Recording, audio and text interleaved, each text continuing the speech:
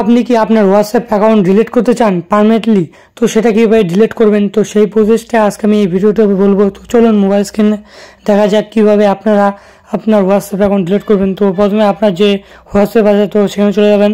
তো চলে আসার পর এখানে উপর দিকে দেখতে পাবেন থ্রি ডট একটা অপশন দেখতে পাবেন। তো জাস্ট এই থ্রি ডট একটা ক্লিক করবেন, করার পর এখানে আপনি সেটিং বলে একটা অপশন দেখতে পাবেন নিচের দিকে। তো সেই সেটিংয়ের অপশন একটা ক্লিক করবেন। তো এখানে করার পর এখানে এরকম একটা ইন্টারফেস চলে আসবে। তো এখানে অনেকগুলো অপশন দেখতে পাবেন।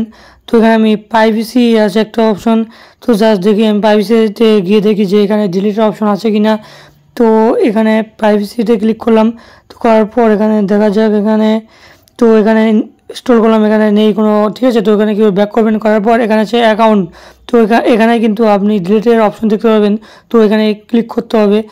তো করার পর এখানে নিচের দিকে দেখতে পাবেন ডিলিট অ্যাকাউন্ট। তো জাস্ট এখানে একটা ক্লিক করবেন। তো করার পর এখানে ডিলিটের অপশন আছে। তো আবার এখানে ক্লিক করবেন, করার পর যে স্টেপগুলো আছে সেখানে কমপ্লিট করবেন, আপনার ডিলিট হয়ে যাবে হোয়াটসঅ্যাপ।